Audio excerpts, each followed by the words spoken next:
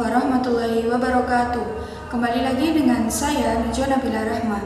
Di video kali ini saya akan mereview buku yang berjudul Perjuangan Kita karya Sultan Syahrir.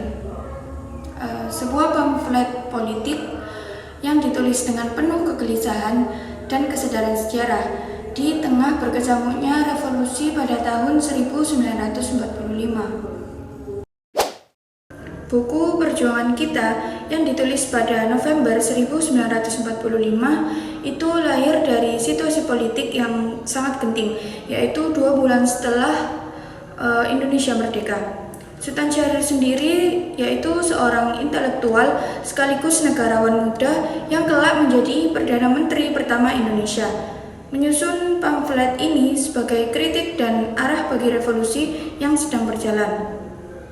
Ia melihat perjuangan kemerdekaan bukan sekedar soal mengusir penjajah, tetapi juga membentuk jiwa yang merdeka. Dengan bahasa yang lugas dan tegas, Sultan Syahrir menyampaikan kegelisahannya terhadap arah revolusi yang dianggap mulai melenceng dan kehilangan orientasi moral.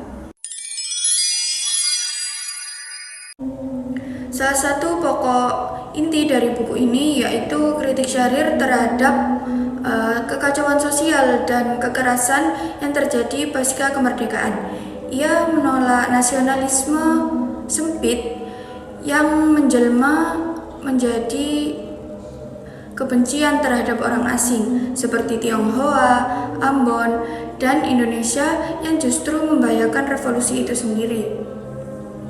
Sultan Syahrir juga menyesalkan bahwa banyak pemuda Indonesia yang teracuni semangat fasisme Jepang, tunduk membabi buta, memuja pemimpin secara buta, dan kehilangan daya berpikir yang kritis.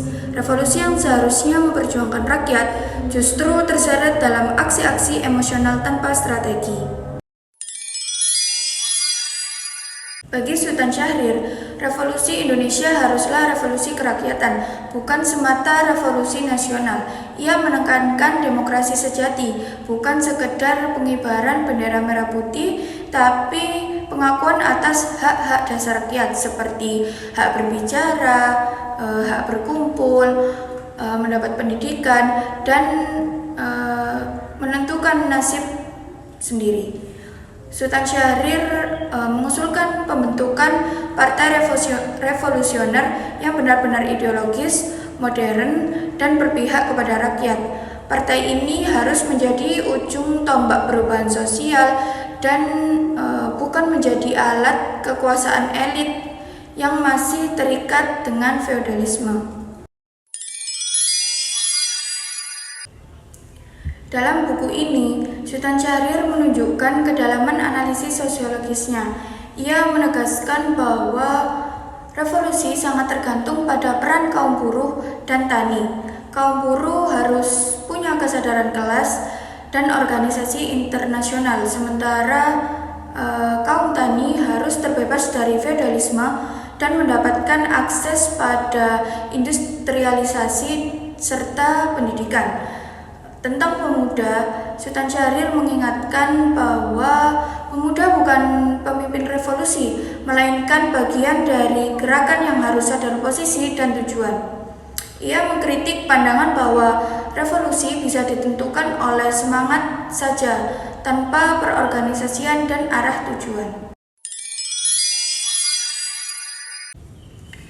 Buku Perjuangan Kita bukan sekedar buku sejarah, melainkan refleksi tajam tentang bagaimana membangun bangsa secara sadar, terorganisir, dan berakar pada nilai-nilai keadilan sosial. Pesan Syahrir sangat relevan pada hari ini ketika kita sering terpikat oleh nasionalisme simbolik tanpa isi. Di tengah kebisingan politik identitas dan kritis kepercayaan publik terhadap demokrasi, buku ini mengajak kita kembali pada perjuangan sejati, yaitu perjuangan yang memanusiakan manusia, membebaskan rakyat dari ketertindasan, dan membentuk Indonesia yang benar-benar merdeka, lahir dan batin. Menurut saya sendiri, saya merasa bahwa buku ini bukan hanya pelajaran sejarah, tetapi juga cerminan bagi masa depan bangsa. saja yang bisa saya sampaikan review tentang buku Perjuangan Kita karya dari Sultan Syahrir. Kurang lebihnya kalau ada kesalahan saya mohon maaf. Terima kasih. Wassalamualaikum warahmatullahi wabarakatuh. Sampai bertemu di video selanjutnya.